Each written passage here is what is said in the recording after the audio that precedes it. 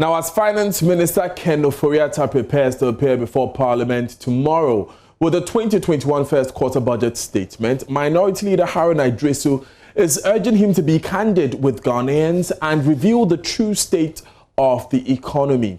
The minister will present to the House for approval the expenditure in advance of appropriation covering January to March 2021 tomorrow. Mr. Idrisu says the economy is in bad shape and only a future NDC government can fix it. Expect that Ghana's fiscal deficit will not be less than 15% of GDP, and that is very worrying into the future. Is there evidence the NDC will be able to turn this around beyond 2021? If a very challenging economy, we need to get the country united behind the elected candidate. We are very optimistic of victory, both at parliamentary and presidential elections. What's your own projection of that with parliamentary, for example?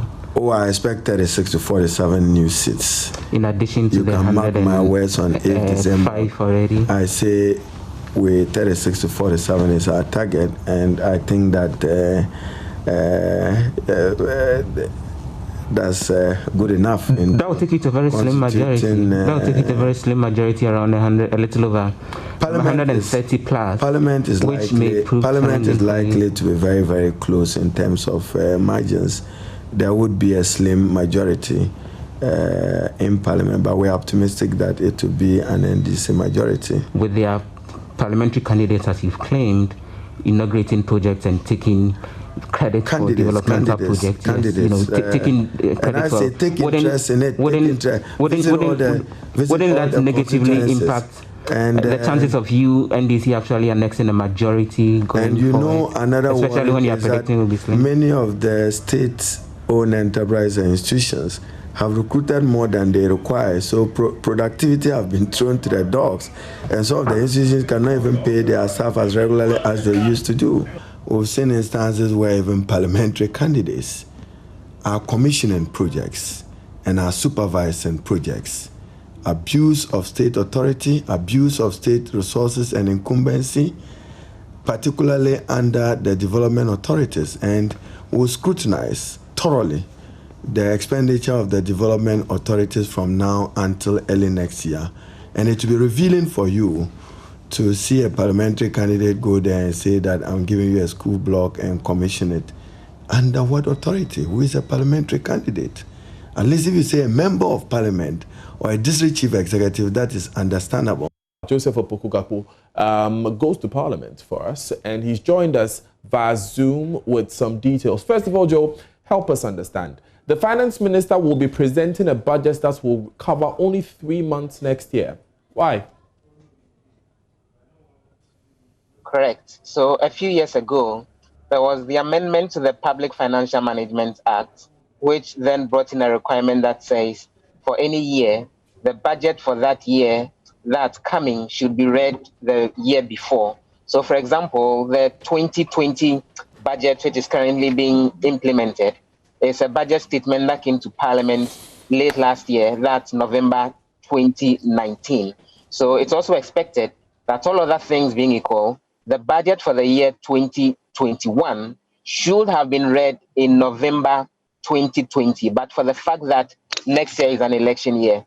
So the requirements are that in a year that's an election year, because no one is able to predict how things will pan out by the time the election cycle is done, then the finance minister in a year that's an election year would only have to present the budget covering the first quarter of the year that follows. So January, February, March, and then when the next finance minister takes over, whether himself, Ken Ofori-Atta, or any other finance minister with the NPP, or even an NDC finance minister, then he will come back to the House sometime in February to present a full budget for the rest of the year, covering April up until the end of the year. So yes, that will be happening tomorrow, God willing, hopefully around 10 a.m.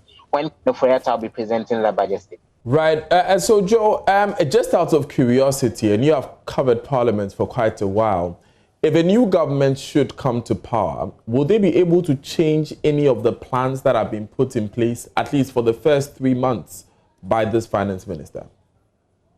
Precisely. So except that if he would want to do that, he has to work within the ceiling in terms of the amount that's approved for that first quarter. So assuming that for the first quarter of next year, there is a budget approval for, let's say, 20 billion Ghana cedis for the government to spend.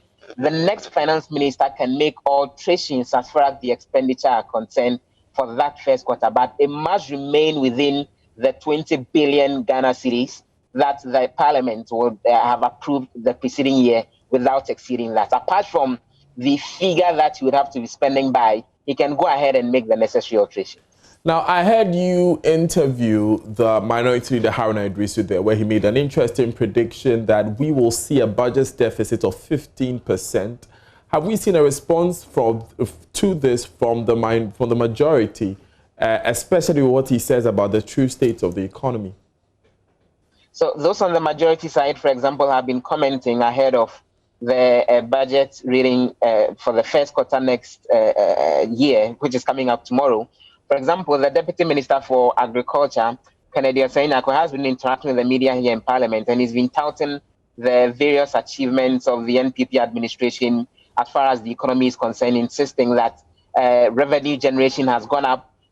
Dealing with debt situation is far better than within the NDC administration, insisting that the agriculture sector, for example, is seeing massive growth as a result of targeted investment in that sector. And for those on the majority side, it's just a projection of the exciting things they hope to do more than they've done already, that the finance minister will be presenting tomorrow. Right, and the minority disagrees faithfully, I'm sure.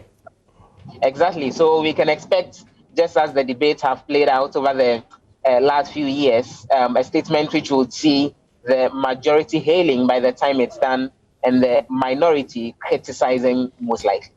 Now, the last time the president came to the House, the minority staged the walkout. Are we getting any indication as to the action of the minority tomorrow?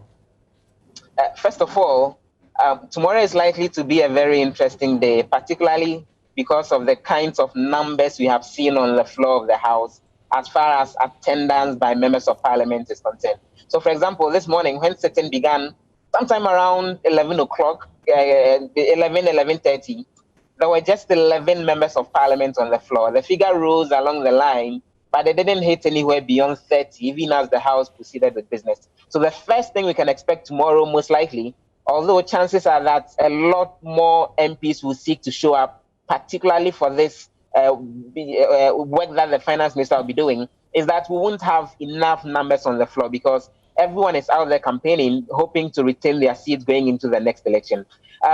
We don't get any indication that the minority may want to boycott the process or anything of that sort. The hint we get is that they would stay in there, listen to the finance minister, and subsequently, the House would have to debate the presentation that the finance minister will do and subsequently go ahead and get the House to approve it. So we gather that they would want to stay in this all the way through, listen to him, go ahead with the debate in the days ahead. And the House is going on a break sometime the 6th of November. So they'll go ahead and debate and await for the necessary approval to be done.